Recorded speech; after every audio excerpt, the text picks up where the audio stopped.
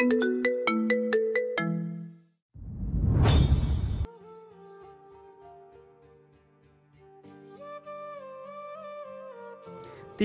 চৌধুরী নিবাস থেকে তীব্র নিবাসে এসেও তার তাণ্ডব চালাচ্ছে। এক দণ্ড থেমে নেই। তীর অসহায় দৃষ্টিতে একবার তীব্রকে দেখে বলল, হৃদি কথাটা এত বুঝে বলেনি। তীরের কথায় তীব্র আবারও দেয়ালে ঘুষি মেরে বলল, আমাকে ক্ষত বিক্ষত করে কি পায়? হ্যাঁ, ওর সাহস কিভাবে হয় আমাকে ছেড়ে যেতে চায়? তীর হতাশ হয়ে ফ্লোরের দিকে তাকিয়ে দেখল এখনও তীব্রর হাত থেকে ফ্লোরে রক্ত চুইয়ে পড়ছে। তীব্রর রাগ এক অংশও কমেনি। সে বোঝে না, শুধু কথাটা উচ্চারণ করতেই যদি এত রেগে যায়, তবে যদি কোনো একদিন এমন হয় তখন। তীর কথাটা ভাবতেই যেন শুকনো ঢোক গিলল। মনে মনে আল্লাহর কাছে প্রার্থনা করে বলল, আল্লাহ এই পাগলকে বাঁচাতে মেয়েটার কোনো ক্ষতি করেন না, নয়তো একটা জীবনের সাথে জড়িয়ে থাকা সবাই ধ্বংস হয়ে যাবে। তীর ছোট ভাইকে শান্ত করতে মুখে বলল, দেখ ভাই, হৃদি ছোট, তার মধ্যেও প্রেগনেন্ট। এই সময় মেয়েদের অনেক মুড সুইং হয়, তাই হয়তো বলেছে। যতই বলে সুইং হোক, কিন্তু আমি এই কথা অ্যালাউ করব না। বলেই আবারও জোরে দেয়ালে বাড়ি মারতেই রক্তে দেয়াল ও যেন ছেড়ে গেল। তীর ছুটে এসে তীব্র হাত ধরতেই, তীব্র ধাক্কা দিয়ে দূরে সরিয়ে দিতেই তীর ছিটকে গিয়ে পড়ল কারো গায়ের ওপর। তীর ভাইয়া, আপনি ঠিক আছেন? তীর রূপালীর দিকে তাকিয়ে হতাশ হয়ে বলল, ওর হাত থেকে প্রচুর ব্লিডিং হচ্ছে রূপ, এমন চলতে থাকলে অঘটন ঘটে যাবে, হৃদিকে আনতে হবে। রূপালী কিছুটা রেগে বলল, ওর জন্যই এসব হয়েছে, ওকে আনার দরকার নেই, আমি দেখছি। রূপালীর কথায় তীর রূপালীর দিকে তাকিয়ে বলল, তীব্র চৌধুরীকে সামলাতে পারবে রূপ? তীর একটু থেমে আবারও বলল, উপরে এক আল্লাহ ছাড়া যে কাউকে বিন্দুমাত্র ভয় পায় না, সে আজ ভয়ার্থ। জানো কেন? ওর মনে ভয়টা হলো ও হৃদিকে না হারিয়ে ফেলে। রূপালী ছলছল চোখে তাকিয়ে রইল তীব্র দিকে, যে অনবরত দেয়ালে ঘুষি মেরে চলছে। সহ্য হলো না রূপের। তীরের কথা উপেক্ষা করে ছুটে এসে বলল, কি করছো এসব? তোমার হাতের অবস্থা খারাপ তীব্র ভাইয়া। হোক খারাপ, সব শেষ করে ফেলবো আমি, সব। এখানে থেকে গো। তীব্রর হুঙ্কারে রূপালীর রুহু কেঁপে উঠল। তীব্রকে এই মুহূর্তে তার হিংস্র বাঘের মতো লাগছে, যার হিংস্রতা পুরো জঙ্গল ছাড়খাড় করার মতো ক্ষমতা রাখে। ঠিক তখনই রুমে ঢুকলো হৃদিতা। হৃদিতার পেটে হঠাৎই চিনচিনে ব্যথায় অনেক কষ্টে তীব্র নিবাসে আসে। হৃদিতা পেটে হাত দিয়ে তীব্রর সামনে দেয়ালে যেতেই তীব্রর হাত থেমে যায়। তীব্র হৃদিতাকে দেখে চেঁচিয়ে উঠল। দূরে থাকতে বলেছি না, যা। হৃদিতার তীব্রর হুঙ্কারে কেঁপে উঠে শক্ত করে জড়িয়ে ধরল তীব্রকে। তীব্র হৃদিতাকে ছাড়াতে চাইলে হৃদিতা আরও শক্ত করে জড়িয়ে ধরল তাকে। থামুন প্লিজ, অনেক রক্ত পড়ছে। পড়ুক, আমি শেষ হয়ে যায়, হেঁটে তো যাস তুই। বলেই হৃদিতাকে হালকা ধাক্কা দিয়ে দূরে সরিয়ে দিতে হৃদিতা এক পর্যায়ে হুট করে ঠাস করে থাপ্পড় বসিয়ে দিল তীব্রর গালে। এবার সবার চোখ যেন কোটর থেকে বেরিয়ে আসার পালা। তীর তো ধাক্কায় 2 কদম পিছিয়ে বলে উঠল, এটা কি হলো? এটা কি হলো? ও মাই গড, দ্য তীব্র চৌধুরী বইয়ের হাতে থাপ্পড় খেয়েছে। এই ব্যাটা নাকি মাফিয়া, পুরো আন্ডার ওয়ার্ল্ড যার নামে কাঁপে, সে নাকি বইয়ের হাতে থাপ্পড় খেয়ে নিশ্চুপ হয়ে আছে। আল্লাহ, এই দিনও দেখার আর ছিল। তীর মাথা ঘুরিয়ে ইতোমধ্যে বসে পড়ল ফ্লোরে। সমস্যা কি আপনার? হ্যাঁ, কি সমস্যা? কিসের এত রাগ শুনি? কথাটা আমি আনমনেই বলেছি। শুধু এতটুকু কথার জন্য আপনি কি করেছেন খেয়াল আছে আপনার? কি পেয়েছেনটা কি? রক্তের বন্যা বানিয়ে ফেলবেন আপনি, হ্যাঁ? তীব্র শান্ত দৃষ্টিতে তাকিয়ে আছে হৃদিতার দিকে। আজ প্রথম হৃদিতাকে এভাবে রাখতে দেখল সে। চোখে পানি, মুখে তেজ। বাহ! হৃদিতা চেঁচিয়ে কথাটুকু বলায় পেটের ব্যথা আরও বাড়তেই বিছানায় বসে পড়ল। তীব্র হৃদিতাকে বসতে দেখে চিন্তিত মুখে বলল, কি হচ্ছে? বসলেন কেন? হৃদিতা কটমট করে বলল, বসতেও পারবো না নাকি? আহ! তীব্র ভাঙচুরের কাজগুলো ঠেলে ঝট করে হৃদিতার পায়ের কাছে বসে রক্তাক্ত হাতে হৃদিতার গালে রেখে চিন্তিত মুখে বলল, কি হয়েছে বউ? কোথায় লেগেছে? ব্যথা পেয়েছেন? তীব্র হুট করে রাগ ভুলে হৃদিতার জন্য চিন্তা করা দেখে সবাই সত্যি অবাক হলো। তাদের ধারণা ছিল তীব্র হৃদিতার ওপর রেগে অনেক আছে। এখন হৃদিতা তার আশেপাশে থাকা সেটা সুরক্ষিত না। নাজমা চৌধুরী সেটা ভেবে হৃদিতাকে এখানে আসতে দিতে চাইছিল না। তীব্র আবার রেগে না, হৃদিতা আর পেটের বাচ্চার ক্ষতি করে ফেলে। সেই ভাবনা থেকেই দাদি চায়নি অনাগত সন্তানের ক্ষতি হোক, কিন্তু হৃদিতা জোর করেই এখানে এসেছে।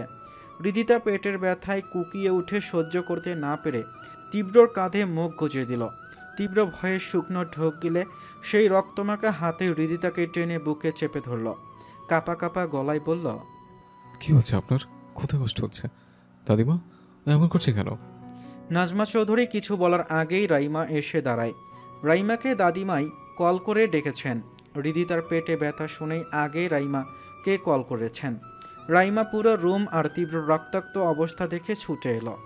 তীব্র রাইমাকে দেখা মাত্রই বলল, ওকে ঠিক করে দে, আমার বউকে ঠিক কর। রাইমা দীর্ঘশ্বাস ফেলে বলল, ওকে শুইয়ে দিয়ে তুই বাইরে যা, আমি ওর চেক আপ করবো। তীব্র হৃদিতাকে বুকে আরও একটু চেপে ধরে বলল, আমি কেন বাইরে যাব?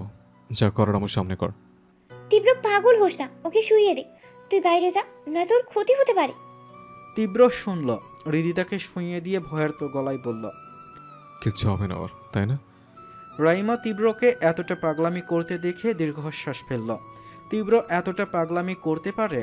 রাইমা হৃদিতাকে চেক আপ করে সাথে সাথে একটা ইঞ্জেকশন পুশ করে দেয়।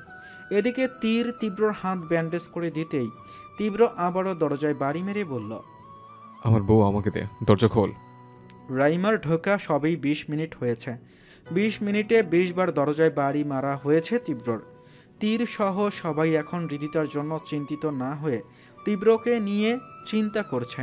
তীর হতাশ হয়ে বলল, এবার অন্তত থাম ভাই, ধৈর্য ধর, হাতে সবই ব্যান্ডেজ করে দিয়েছি, তাছাড়া তোর বউকে রাই খেয়ে ফেলবে না। তীব্র স্থির হতে পারল না। রুমের বাইরে পায়চারি করতে করতে আবারও বলল, রায়, ভালো ভালো দরজা খুলে দে, নয়তো আমি দরজা ভেঙে ফেলবো। বলে ধাক্কা দিতেই রাইমা দরজা খুলে দিল। তীব্র দ্রুত রুমে ঢুকে বলল, বার করছিল এতক্ষণ? কি করছিস ওর সাথে? রাইমা রেগে বলল, আমি কিছু করিনি, যা করার তুই করেছিস। অতিরিক্ত স্ট্রেসের কারণে এমন হয়েছে, ঠিক সময় না এলে বাচ্চার আজ ক্ষতিও হয়ে যেতে পারতো। তীব্র হৃদিতার পাশে বসে কপালে একটা চুমু দিয়ে বলল, ওর কিছু হলে আমি সব শেষ করে দেব। রাইমা কিছু বলল না, শুধু আশ্চর্য হলো। একটা মানুষ সত্যিই কি এতটা পাগল হতে পারে? সেটা যদি তীব্র হয় তবে ব্যাপারটা যেন আরও বিস্ময়কর। দুপুর তখন 12টার কাছাকাছি। হৃদিতা পিটপিট করে চোখ খুলতে নজরে এলো তীব্রকে। হৃদিতার কালকের কথা মনে হতেই ঝট করে উঠে বসতে চেয়েও পারল না। তীব্র তাকে দুহাতে পিষ্টে রেখেছে, যেন ছেড়ে দিলেই গায়েব হয়ে যাবে। হৃদিতা নিজের পেটে হাত রেখে আবারও চাইল তীব্রর দিকে।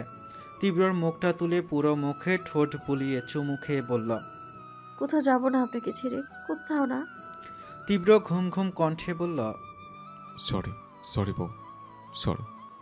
হৃদিতা তীব্র ঠোঁটে আলতো করে চুমু দিয়ে বলল, আমি সরি, এতগুলা।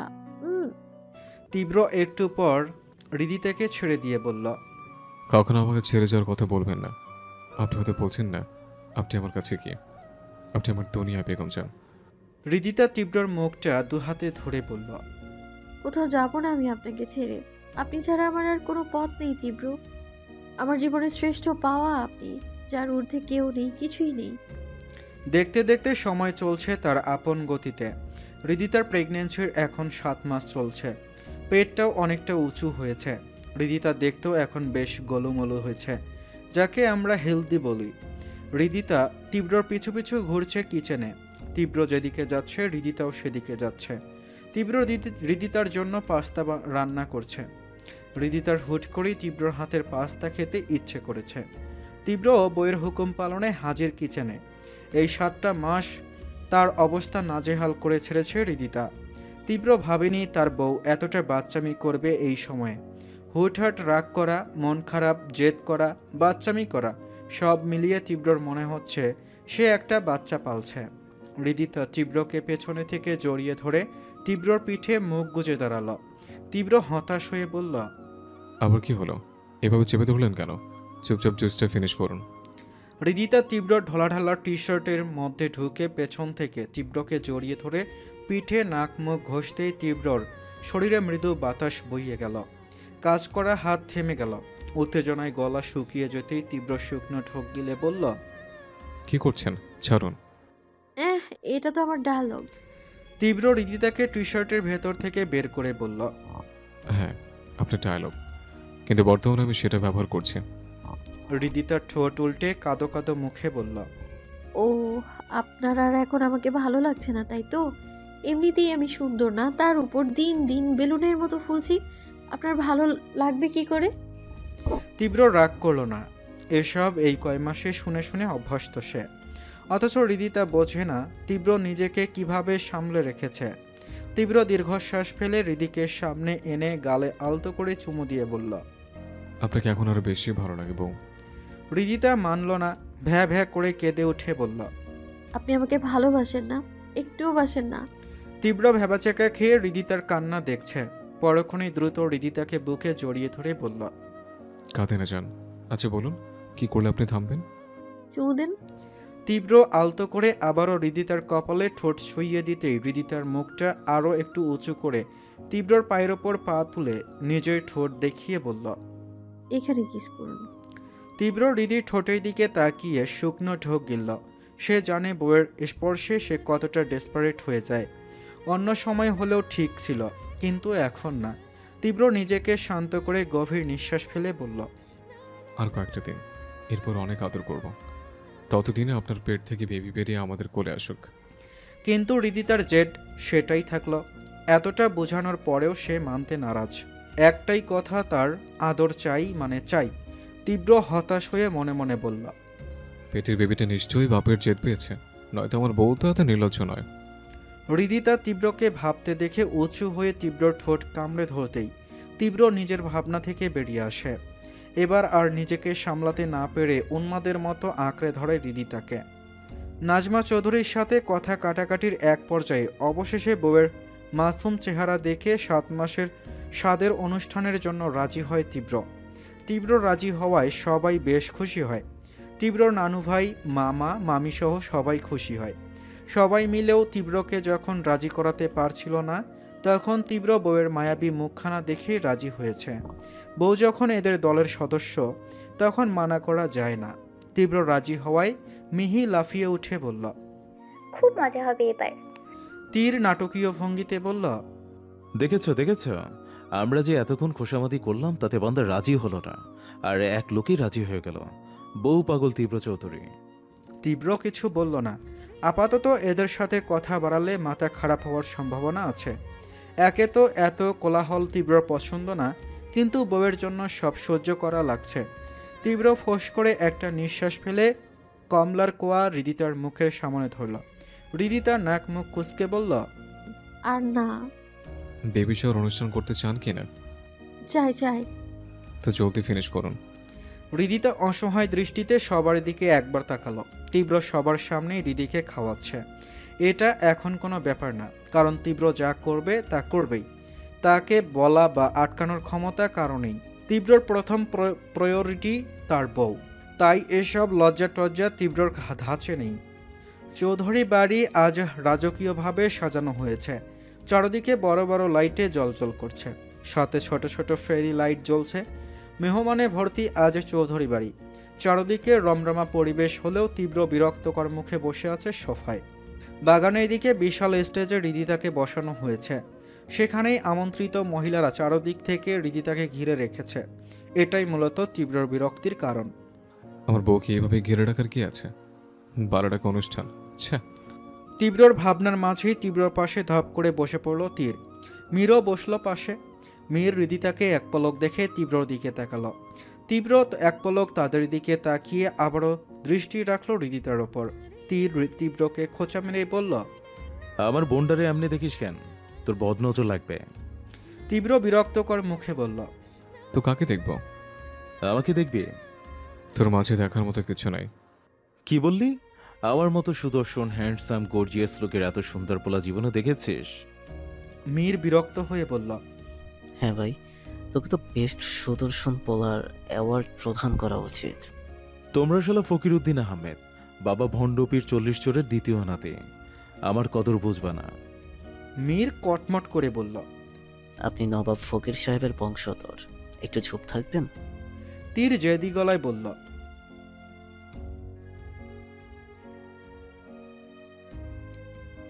তীব্র বিরক্তকর মুখে চ উচ্চারণ করে কিছু বলল না। আপাতত তার বউকে লাগবে। 2 ঘন্টা ধরে বউয়ের থেকে দূরে বসে আছে সে। 2 ঘন্টায় না হলেও 200 বার তীব্র রিদিতাকে নিয়ে আসতে গেলে নাজমা চৌধুরী বিরক্তি নিয়ে বারবার তাকে একা হাতে ফিরিয়ে দিয়েছে। এতেই তীব্র ক্ষিপ্ত। 12 নাটক শেষ হচ্ছে না। তীব্রকে এমন পাংশুটে মুখে বসে থাকতে দেখে মীর কিছু না বললেও তীর এটা ওটা বলেই চলেছে। তীব্র তীরের কথায় কান না দিয়ে তীক্ষ্ণ দৃষ্টিতে স্টেজের দিকে তাকিয়ে কিছু ভাবছে। এর মাঝেই রূপালী এসে তাদের সামনে দাঁড়ায়। বলতে হবে রূপালী নিঃসন্দেহে অধিক সুন্দরী, যেন আল্লাহ নিজ হাতেই তাকে বানিয়েছে। যেমন সুন্দর তেমনই আজকের পরিহিত শাড়িতে বলিউড মুভির হিরোইন লাগছে দেখতে। বলতে হবে লাইমলাইট পাওয়ার যোগ্যতা আছে তার, পেয়েছেও বটে। প্রায় সব ছেলেদের নজর তার দিকে। বিয়ের প্রপোজাল তো যেন দিতেই আছে লোকজন, কিন্তু রূপালী সে আজ শাড়ির আঁচলটা একদম ইন্ডিয়ান হিরোইনদের মতো নিয়েছে, যা প্রায় শরীর দৃশ্যমান। তীর এক পলক রূপালীকে দেখে চোখ ফিরিয়ে নিল। রূপালী তীব্রর দিকে তাকিয়ে বলল, তোমার কিছু লাগবে তীব্র ভাইয়া? তীব্র ভনিতা ছাড়াই বলল, লাগবে। রূপালী খুশি হয়ে বলল, বলো, আমি এক্ষুনি। তীব্র বিরক্তকর মুখে বলল, বউ লাগবে। ওইটা আমার বউ, ওই বউ লাগবে। কিন্তু সবই ওকে ঘিরে আছে, বল করছে সব। রূপালী এবার কিছুটা ক্ষিপ্ত মেজাজে বলল, কি দেখছো ওর মাঝে? কি আছে ওর মাঝে যা আমার নেই? তীব্র বিরক্তকর মুখে বলল, ডিস্টার্ব করিস না রূপালী, পারলে এই গেটআপ চেঞ্জ কর। এখানে কোনো বোল্ড মুভি চলছে না। আমার বউয়ের মাঝে কি আছে সেটা তোকে বলে জরুরি মনে করছি না। ফার্দার আমাকে প্রশ্ন করার সাহস দেখাতে আসবি না। মীর তীর দুজনেই এতক্ষণ নির্বাক হয়ে শুনল শুধু। রূপালীকে রেগে এখনো দাঁড়িয়ে থাকতে দেখে তীর উঠে দাঁড়ালো। যেতে যেতে গুনগুন করে গান ধরল, আসল সোনা ছাড়িয়া যে নাই নকল সোনা, সেজন্য সোনা চেনে না, যে জন প্রেমের ভাব জানে না, তার সঙ্গে নাই লেনা দেনা। খাঁটি সোনা ছাড়িয়া যে নাই নকল সোনা, সেজন্য সোনা চেনে না। রূপালী ছলছল দৃষ্টিতে তীরের যাওয়ার দিকে তাকিয়ে থেকে হুট করে ক্ষিপ্ত হয়ে তীরের পেছনে ছুটল। এদিকে স্টেজে সবাই রিদিতাকে ঘিরে রেখেছে। রিদিতার 2 পাশে 2 জন মহিলা গার্ড দাঁড়িয়ে আছে। তীব্র রিদিতার আশেপাশে গার্ড রাখবে এটা জানার পর রিদিতা ওদেরকেও শাড়ি পরিয়ে রেখেছে, যেন দেখতে গার্ড না লাগে। বেশ কিছুক্ষণ প্রায় আধ ঘন্টা পর সবার আনন্দের মাঝেই তীব্র হুট করে স্টেজে উঠে রিদিতাকে টেনে দাঁড় করিয়ে বুকে জড়িয়ে ধরার সাথে সাথেই হাতে থাকা চকচকে চাকুটা পাশে বসা নাজমা চৌধুরীর পেটে ঢুকিয়ে দিতে তাজা লাল রক্তে রঞ্জিত হয় স্টেজ, আর সাথে সাথেই জোরে জোরে মিউজিক বাজতে শুরু করে। तू ही अरमान तू ही सच है धड़कनों में तेरे रंग है। এদিকে রিদিতা তীব্রর এমন কাণ্ডে হতবাক হয়ে মুখ তুলতে চাইলে তীব্র রিদিতার মাথা বুকে চেপে ধরে মুখটা কানের কাছে এনে ফিসফিস করে বলল, বউ, আসলে ইলেকট্রিক্যাল প্রবলেম হয়েছে, তাই লাইট অফ করা হয়েছে। ভয় পাওয়ার কিছু নেই, আমি আছি তো, আপনি এভাবেই থাকুন। রিদিতা অবাক হলেও তীব্রর কথা মেনে নিল। তাছাড়া বসে বসে মাজাও ব্যথা করছিল রিদিতার। তীব্রর বুকে রিদিতা আর একটু গুটিয়ে গেল নিচ থেকেই। মুখ তীব্রর বুকে চেপে ধরায় এমনিতেই অন্ধকারে কিছু দেখা যাচ্ছে না, তবে চারদিকে এখনো জোরে জোরে মিউজিক বাজছে দেখেও রিদিতা বলল, কিন্তু হুট করে এত জোরে মিউজিক বাজছে যে? ওটা আলাদা সিস্টেম চলছে, তাই নতুন সং অ্যাকশন সিকোয়েন্স আছে এই গানে। আপনি শুধু আমার সাথে একটু কোঅপারেট করুন। অনেকক্ষণ তো আপনি আমার থেকে দূরে ছিলেন। Now please hold me tightly, I need a tight hug. পাগল আপনি? আশেপাশে এত মানুষ। I don't fucking care. Ridita আর কিছু না বলে ক্লান্ত ভঙ্গিতে তীব্রকে শক্ত করে জড়িয়ে ধরল। সে জানে তীব্রকে এখন কিছু বলে লাভ নেই। তীব্র রিদিতাকে এক হাতে বুকে জড়িয়ে নিতেই রিদিতা আলতো কিছু অনুভব করে একটু মুখ তুলতেই তীব্র রিদিতার মাথা আবারও বুকে চেপে ধরে বলল, বউ, just feel the music. Ridita গানের লাইনগুলো অনুভব করল। প্রতিটি কথা যেন তীব্রর মারাত্মক ভালোবাসার গান শোনাচ্ছে।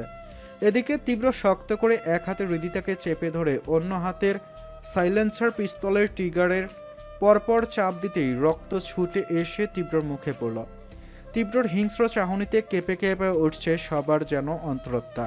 তীব্র আর হৃদিতাকে ঘিরে আছে লাবিব আর কিছু বডিগার্ড, যারা প্রাণপণে গুলি ছুড়তে ব্যস্ত। এদিকে এসব থেকে অজানা হৃদিতা তীব্রর বুকের তার নিজস্ব আশ্রয়ে মেতে আছে। কিন্তু হুট করে হৃদিতার কেমন ঘুম ঘুম পাচ্ছে। না চাইতেও ধীরে ধীরে হৃদিতার চোখজোড়া বন্ধ হয়ে এলো। তীব্র হৃদিতার মাথায় পরপর চুমু দিয়ে ঘুমন্ত হৃদিতাকে বুকে জড়িয়ে রইল। চারদিকে তখন সাউন্ড বক্স বন্ধ হয়েছে। তীব্রর ভয়ঙ্কর হিংস্র বাঘের মতো গর্জনে মুহূর্তে সব স্থির হয়ে গেল। আমার কলেজে হাত দিতে আসিস? আজ নিজের কলেজে নিয়ে কীভাবে বেঁচে ফিরিস সেটাই দেখব। তীব্র চারদিকে নজর বোলালো। শকুনের নজরে চারপাশ দেখল। হৃদিতাকে বুকে চেপে ধরল। চারদিকে গার্ড আর গার্ড। কিছুক্ষণ আগের সব লোকজন যেন জাদুর মতো ভ্যানিশ হয়ে গেছে। চারদিকে ছড়িয়ে আছে নর্মাল পোশাকধারী কিছু লোকজন, যারা ছদ্মবেশে অনুষ্ঠানে প্রবেশ করেছিল, আর বর্তমানে যারা বন্দী। লাবিব একটা চেয়ার এনে তীব্রর সামনে রাখল। তীব্র হৃদিতাকে সহ বসলো সেই চেয়ারে। হৃদিতাকে ভালোভাবে কোলে তুলে হৃদিতার শাড়ির আঁচল দিয়ে পিঠ সহ পুরা ঢেকে দিতেই নাজমা চৌধুরীর লাশের দিকে তাকালো তীব্র। এক ধ্যানে তা কিছুক্ষণ তাকিয়ে থেকে বিরস মুখে আবারও দূর আকাশে তাকালো। এর মাঝেই তীর কাউকে এনে ফেলল ঠিক তীব্রর পায়ের কাছে।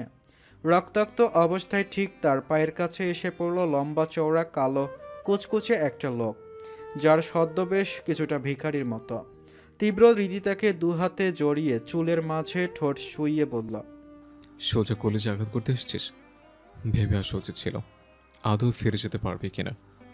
রক্তাক্ত লোকটা উঠে বসার চেষ্টা করে ইংরেজিতে বলল, Tibro Chowdhury, boss is coming soon. We will destroy you and your palace. There is a hot and sexy girl, I need her. কথাটা বলার সাথে সাথে তীর লোকটার হাত ধরে হাতের দুটো আঙ্গুল ক্যাচ করে কেটে দিল। লোকটা যন্ত্রণায় ছটফট করে উঠল। তীর তা দেখে বলল, কথা শেষ কর, তোকে জীবিত কাটতে আমার একটু সময় লাগবে। তীব্র তীক্ষ্ণ দৃষ্টিতে তীরকে এক নজরে দেখে বলল, 3 দিনের প্ল্যান 30 মিনিটে শেষ করার ক্ষমতা রাখে তীব্র চৌধুরী। বলেই হো হো করে হেসে উঠল তীব্র। লোকটা তীব্রকে এভাবে হাসতে দেখে কিছুটা ভড়কে গেল। এই তীব্র যেন অচেনা তাদের কাছে। তীব্র হাসি থামিয়ে ইংলিশেই বলল, মরার জন্য রেডি হ, গেট রেডি টু ডাই। লোকটা রেগে ইংরেজিতে বলল, তুই আমাকে বস না আসা পর্যন্ত মারতে পারবি না, এটা রুলস। তীব্র আবারও হো হো করে হেসে উঠল। হুট করে হাসি থামিয়ে হুঙ্কার ছেড়ে বলল, আমার কলেজে পর্যন্ত আসলে কোনো রুলসই আমার কাছে ম্যাটার করে না, নাথিং। লোকটা তীব্রর হাবভাব বুঝে ওঠার আগে তীব্র হাতে থাকা ছোট্ট আর ধারালো ছুরিটা ছুঁড়ে মারল লোকটার ঠিক বুক বরাবর। এরপর হৃদিতাকে কোলে তুলে বাড়ির দিকে যেতে যেতে তীরের উদ্দেশ্যে তীব্র বলল, আগে মেইন পয়েন্ট টুকরো টুকরো করবি, আর হ্যাঁ, ছবিটা অবশ্যই ওর বসের কাছে পাঠাতে ভুলবি না। তীব্রর কথায় তীর শুধু বাঁকা হাসল। পুরো শরীর রক্তে রঞ্জিত তীরের। নরপশুর মতো জ্যাসন, মানে সেই লোকটার পুরো শরীর পিস পিস করে কেটেছে এতক্ষণে তীর। মীর এক পলক সেদিকে দেখে মুখ ফিরিয়ে নিয়েছে। লাবিব তীরকে দেখে ভয়ে শুকনো ঢোক গিলে বিড়বিড় করে বলল, আমি বসকে এতদিন নির্দয় ভাবতাম, এখন দেখি তীর ভাইও নির্দয়। বাপ রে! তীর লাস্ট জ্যাসনের পায়ের ওপর কুড়াল দিয়ে পিচ পিচ টুকরা করে থামল। ক্লান্ত শরীরে সোফায় বসে পড়তে লাবিব ভয়ে ভয়ে বলল, এখন কি করব তীর ভাই? তীর সোফায় গা এলিয়ে দিয়ে বলল, এই মালটাকে ওর বসের কাছে পাঠানোর ব্যবস্থা কর। লাবিব দ্রুত সেখান থেকে চলে যেতেই তীর তাকালো লোকটার দিকে। পুরো শরীর টুকরা টুকরা করে কাটা, হাতের চামড়া ছিলে তারপর টুকরা করেছে তীর। তীর সেই হাতের দিকে তাকিয়ে মুচকি হেসে বলল, এই হাত দিয়েই ছুঁয়েছিলি? কথাটা বলেই কেটে রাখা ঠোঁটের দিকে তাকালো তীর। আবারও একই ভঙ্গিতে বলল, এই ঠোঁট দিয়ে স্পর্শ করেছিলি? তীর আবারও সোফায় শরীর এলিয়ে দিল। চোখ জোড়া বন্ধ করতেই ভেসে উঠল সন্ধ্যার সেই ঘটনা। তীর গুনগুনিয়ে গান গাইতে গাইতে সেখান থেকে চলে এলো। রূপালী তার পিছু পিছু এসে বলল, তুমি আমাকে এভাবে বলতে পারো না। তীর পিছু না ঘুরে বলল, তোমাকে আমি কিছুই বলিনি রূপ, এটা জাস্ট গানের লাইন। রূপালী রেগে বলল, তুমি আমাকেই উদ্দেশ্য করে বলেছ? তীর স্বাভাবিকভাবেই বলল, না। হ্যাঁ। ওকে, যেমনটা তুমি মনে করো, আমার কিছু না। রূপালী ছলছল চোখে তীরের দিকে তাকালো। তীর রূপালীর থেকে দৃষ্টি ফিরিয়ে আকাশে রাখল। দূর আকাশের দিকে তাকিয়েই বলল, শরীর দেখিয়ে তীব্র চৌধুরীকে আকর্ষণ করা যাবে না রূপ। তীব্র যদি শরীরই চাইতো তবে হাজারো সুন্দরী মেয়ে ছিল ওর অপশনে। কিন্তু ওর মধ্যে একটা ব্যাপার আছে, শুরু থেকেই মেয়েদের ছোঁয়া ওর পছন্দ না, সে যতই সুন্দরী হোক না কেন। কত শত মনি ঋষি মেয়েদের রূপ দেখে পিছলে গেছে, কিন্তু তীব্র? আশ্চর্য হলেও সত্য, ওর সামনে উলঙ্গ হয়ে ঘুরলেও একবারও চোখ তুলে দেখার রুচি আসে না ওর। আমি কত শত শুদ্ধ পুরুষ দেখেছি যারা এক না এক সময় সৌন্দর্য উপভোগ করতে আটকে যায় সৌন্দর্যের মোহমায়ায়, ভুল করেও বসে। কিন্তু তীব্র, সে আটকেছে শুধু মায়ায়, সৌন্দর্যে না। তীর একটু থেমে আবারও বলল, হৃদিকে তুমি দেখেছ? মনে হয় হৃদি অসুন্দর? তোমার কেন, কারো কাছেই হৃদি অসুন্দর না, একটা মায়ের খনি বলা যায়। ওর মিষ্টি হাসি, ডাগর ডাগর চোখের চাহনি যথেষ্ট কাউকে ঘায়েল করার জন্য। তবে তোমাদের কাছে ওদের জুটি ম্যাচ করে না কেন জানো?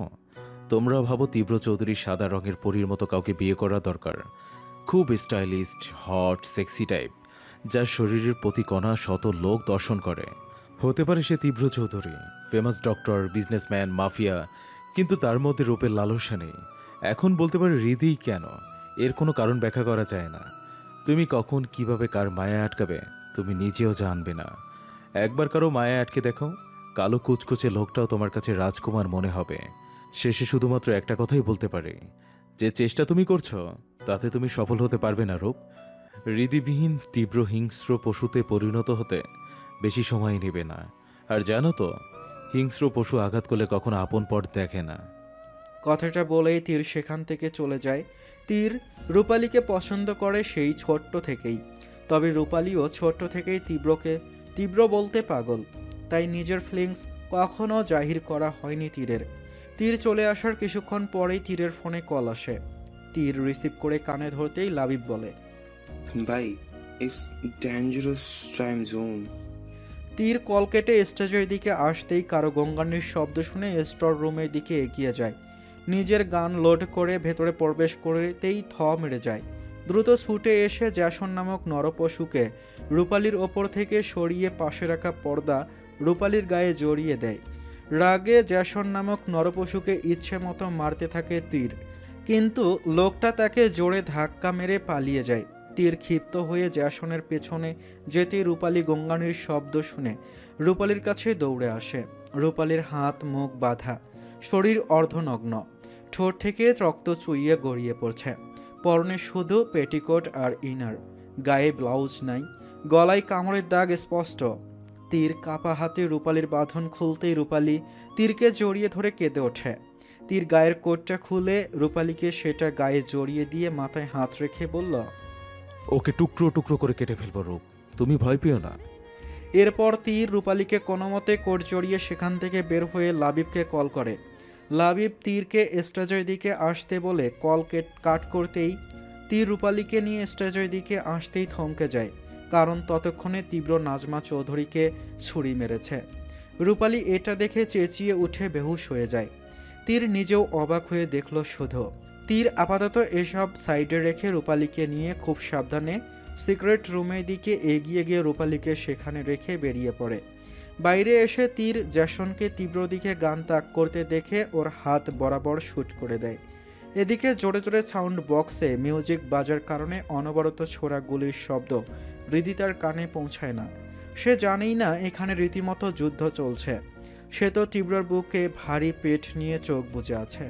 কিন্তু কিছুক্ষণ পর তীব্রর ইশারায় সাদা ধোঁয়া ছাড়তেই তীব্র হৃদিতার শাড়ির আঁচল দিয়ে নিজের মুখ বেঁধে নিলেও হৃদিতা বেহুশ হয়ে যায়।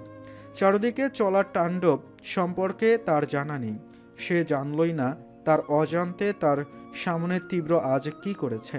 তীব্র নিজ হাতে আপন মানুষদের হত্যা করেছে। জ্যাসন হলো তীব্রর প্রতিপক্ষ, মাফিয়া ডন, মাইকেলের ডান হাত। মাইকেল বিভিন্নভাবে ছলচাতুরি করে তীব্রর ক্ষতি করতে চেয়েছে, একবার না বহুবার, তবে বারবার সে ব্যর্থ হয়েছে। এরপর হৃদিতার ব্যাপারে জানতেই তীব্রকে দমন করতে হৃদিতার ক্ষতি করার চেষ্টা করেছে। কিন্তু তীব্রর দেওয়া কড়া সিকিউরিটি ভেদ করে হৃদিতা পর্যন্ত পৌঁছানো তাদের পক্ষে সম্ভব হয়নি। তীব্র যেখানে নিজেই তার বউয়ের রক্ষক, সেখানে ভক্ষকের কোনো ভূমিকা থাকতে পারে না। তবে এই অনুষ্ঠানের কথা জানতেই হৃদিতাকে মেরে ফেলার জন্য খুব সূক্ষ্মভাবে পরিকল্পনা করে। তাদের ধারণা হৃদিতা মানে তীব্রর বউয়ের কিছু হয়ে গেলে তীব্র ভেঙে পড়বে, আর সেই সুযোগে তারা তীব্রকেও মেরে ফেলবে। তবে তারা জানে না মাইকেল যদি ডালে ডালে চলে তো তীব্রর প্ল্যান থাকে পাতায় পাতায়। তীব্র জানতো অনুষ্ঠানে হামলা হবে, তাই আগে থেকেই তীব্রর প্রিপারেশন রেডি ছিল। তীব্র শুধু অপেক্ষা করেছে খেলা শুরু হওয়ার। তখন নাজমা চৌধুরী শাড়ির আঁচল থেকে যেই চকচকে চাকুটা বের করেছে হৃদিতাকে মারার উদ্দেশ্যে, তীব্র অপেক্ষা না করে সেই চাকুই নাজমা চৌধুরীর বুকে ঢুকিয়ে দিয়েছে। এরপর হুলস্থুল শুরু হতেই মিউজিক বাড়িয়েছে, যাতে হৃদিতা এই অবস্থায় এসব দেখে কোনোভাবেই কোনো ধরনের ট্রমার মধ্যে না পড়ে। হৃদিতা তো জানেই না তার আশেপাশে কত লাশের বন্যা বানিয়ে ফেলেছে তীব্র। হৃদিতা জানেই না নাজমা চৌধুরী দুনিয়াতে নেই, ওনাকে তীব্র নিজ হাতে খুন করেছে। বর্তমান ভাই লাশ প্যাকিং করা শেষ। লাবিবের কথায় তীর নিজের ভাবনা থেকে বের হয়ে আসে। এক পলক প্যাকিং করা বক্সটা দেখে মৃদু হেসে বলল, পাঠিয়ে দে। লাবিব ভ্রু কুচকে তীরকে দেখল। তীরকেও মাঝে মাঝে তীব্র থেকে কম মনে হয় না লাবিবের। তীব্র তো ভয়ঙ্কর, তীর আবার কম সেটা নয়। জি বস। লাবিব বক্সটা নিয়ে যেতেই তীর কল লাগালো রাইমার নাম্বারে। ওপাশ থেকে কল রিসিভ হতেই তীর বলল, এখন অবস্থা কেমন ওর? Out of danger. Okay, I am coming. নতুন দিনের নতুন সকাল। হৃদিতার ঘুম ভেঙেছে কিছুক্ষণ আগে। রাতের কথা মনে হতে হৃদিতা পাশে শুয়ে থাকা তীব্রকে দেখল। সে নিশ্চিন্তে ঘুমাচ্ছে। হৃদিতা তীব্রকে শান্ত হয়ে ঘুমাতে দেখে মুচকি হেসে বলল, আপনি পাগল মিস্টার তীব্র চৌধুরী, আপনি টোটালি পাগল। বলেই টপাটপ কয়েকটা চুমু দিয়ে উঠতেই তীব্র হৃদিতাকে টেনে হৃদিতার গলায় মুখ গুজে ঘুম জড়ানো কণ্ঠে বলল, শুধু আপনার জন্য। হৃদিতা মুচকি হাসল। তীব্র চুলে বিলি কাটতেই তীব্র আরও একটু সেটে গেল হৃদিতার দিকে। আহ! হৃদিতা ব্যথাতুর কণ্ঠে তীব্র লাফিয়ে উঠে বলল, কি হচ্ছে বউ? কোথায় লাগলো? সরি, আর ধরবো না। জ্বর লেগেছে? হসপিটালে চলুন। আরে আরে রিল্যাক্স, এত এক্সাইটেড কেন হচ্ছেন? বলেই তীব্রর হাত হৃদিতার পেটে রাখতেই তীব্র অনুভব করলো পেটের বাচ্চা নড়াচড়া করছে। তীব্র স্বস্তির নিঃশ্বাস ফেলল। হৃদিতা তীব্রকে ঘাবড়ে যেতে দেখে বলল, আপনার বংশধর তো আগে থেকেই মারপিটে প্র্যাকটিস করছে। তীব্র কিছু না বলে আবারও হৃদিতার গলায় মুখ গুজে দিল। হৃদিতার সাথে সাথেই চেঁচিয়ে উঠল, আরে এইসব কি? ছাড়ুন বলছি, দেখুন 10টা বাজে, উঠতে দিন আমায়। তীব্র ছাড়ল না, বরং আরও শক্ত করে জড়িয়ে ধরে বলল, রাতে অনেক কাজ করেছে বউ, এখন ঘুমোতে দিন। হৃদিতা অবাক হয়ে বলল, কি এমন কাজ করছেন? অনুষ্ঠানে আসা আবর্জনা পরিষ্কার করেছে। কি? কিছু না, বলছি আপনার কি খেতে পেয়েছে? ওকে। বলে সার্ভেন্টকে কল দিল তীব্র। এবার তো ছাড়ুন, বাসায় কত মেহমান আছে, এভাবে এতক্ষণ রুমে থাকা ভালো দেখায় না তো। বাসায় কেউ নেই। কেউ নেই মানে? মেহমানরা চলে গেছে, বাকিরা সবাই রেস্ট করছে। দাদিমা হয়তো উঠে গেছেন। নেই। কি নেই? দাদি নেই, দাদির মায়ের বাসায় গেছেন। কি? কবে? কখন? আজ সকালে। আমাকে বলেনি কেন? আপনি ঘুমিয়েছিলেন। হৃদিতা ফস করে একটা নিঃশ্বাস ফেলে কিছু বলার আগেই দরজায় নক করে কেউ। তীব্র উঠে খাবার নিয়ে এসে রাখে। হৃদিতাকে ফ্রেশ করিয়ে এনে খাবারের সামনে বসায়। তবে হৃদিতার প্লেটে খাবার পরিবেশন করার আগে নিজে সব খাবার খেয়ে চেক করে দেখে নিল। হৃদিতা তীব্রর কাণ্ডে অবাক হলেও কিছু বলল না।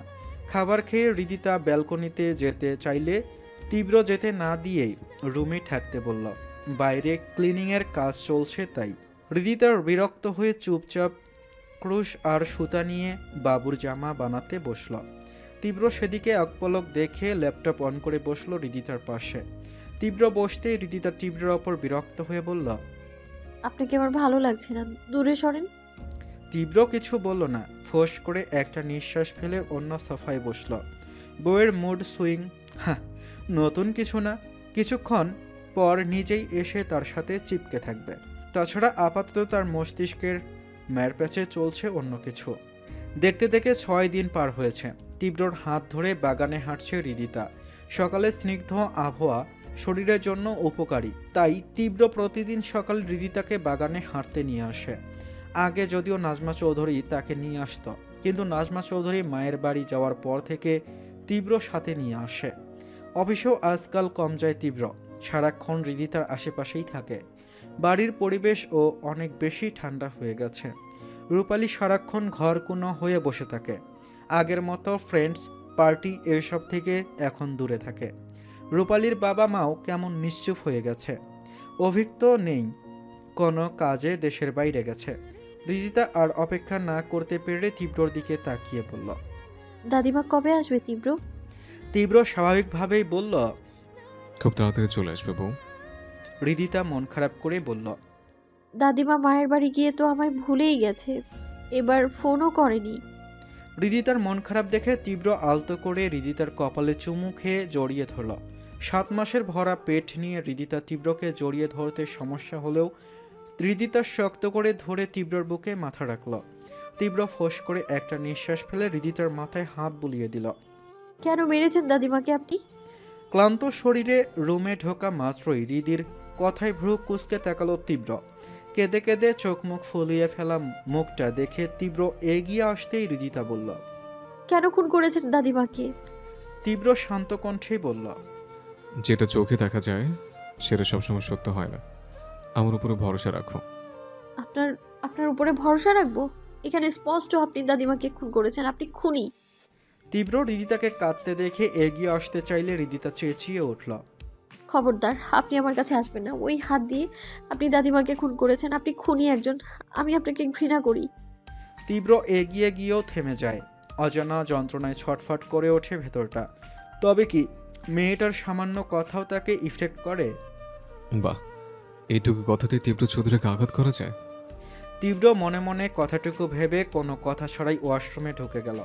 হৃদিতা জোরেই কেঁদে উঠল। চোখের সামনে পাঠানো সেই ভিডিও বারবার ভেসে উঠছে, যেখানে তীব্র নাজমা চৌধুরীকে ছুরি দিয়ে আঘাত করেছে। দেখতে দেখতে পার হয়েছে পুরো 1 মাস। হৃদিতা এখন 8 মাসের অন্তঃসত্ত্বা। হাঁটা চলায় বেশ কষ্ট হচ্ছে আজকাল। হৃদিতা বারান্দায় হাঁটছে। খোলা বিশাল এক বারান্দায় আছে মির্জা বাড়িতে, হৃদিতার দাদার আমলের করা। সেখানেই মূলত হাঁটছে হৃদিতা। মুখটা মলিন হয়ে আছে, চোখের নিচে কালো দাগ পড়েছে। ঘুম হয় না অনেক দিন। পরন্ত বিকেলে একটু স্বস্তির নিঃশ্বাস নিতেই রুম থেকে বেরিয়ে এসেছে। দোতলায় সে আর লতিফা বেগম থাকছে। সেদিন তীব্রকে নাজমা চৌধুরীকে মারার কারণ জিজ্ঞেস করলেও তীব্র কিছু বলেনি, শুধু বলেছে ওটা নাকি ওনার প্রাপ্য ছিল। এই কথা ব্যতীত তীব্রকে কোনো সাফাই দিতে না দেখে হৃদিতা রেগে চেঁচিয়ে চেঁচিয়ে কথা বলতেই পেটের ব্যথায় কাঁকিয়ে ওঠে। ধীরে ধীরে অসুস্থ হতেই তীব্র হৃদিতাকে হসপিটালে নিয়ে আসে। সবেই 7 মাস, তাই কোনোভাবেই অপারেশন করানো সম্ভব নয়, এতে অনেক রিস্ক থাকে। আরও 1 মাস পর সি সেকশন করানো হবে। এরপর 2 দিন হসপিটালে থেকে হৃদিতা কিছুটা সুস্থ হলেও সে চৌধুরী নিবাসে যাবে না ঠিক করে। তীব্র হৃদিতার সাথে এই অবস্থায় জোর জবরদস্তি করতে চায়নি, তাই কোনো কথা ছাড়াই হৃদিতার কথা মেনে নিয়ে তাকে লতিফা বেগম আর বড় চাচার সাথে গ্রামে নিয়ে আসে। সেই থেকে হৃদিতা প্রায় মাসখানেক এখানেই আছে। লতিফা বেগম নামাজ আদায় করে ব্যালকনিতে গিয়ে হৃদির মাথায় ফু দিয়ে বললেন, কি হয়েছে? শরীর খারাপ করছে? হৃদিতা পেটের দিকে তাকিয়ে বলল, না। তুই কি মন খারাপ? হুনো মেয়ে, এই সময়ে মন খারাপ করতে নাই, বাচ্চা গো উপর খারাপ প্রভাব পড়ে। যার বাবা একজন খুনি তার সন্তানের উপর ভালো প্রভাব পড়বে কি করে দাদি? হৃদিতার কথায় লতিফা বেগম কিছু বললেন না। রুমে গিয়ে কতগুলো ফলমূল কেটে নিয়ে এসে বলল, সেই কথা বাদ দাও, এইগুলা খা। দেখ এখন কইবি না ভালো লাগছে না, ভালো না লাগলেও খাইতে হবে, নিজের জন্য না হলেও পেটের বাবুর জন্য। তুই কি চাস ওর কোনো ক্ষতি হোক?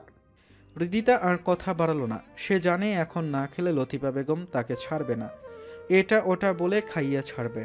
তাই অনিচ্ছা সত্ত্বেও খেতে লাগলো হৃদিতা।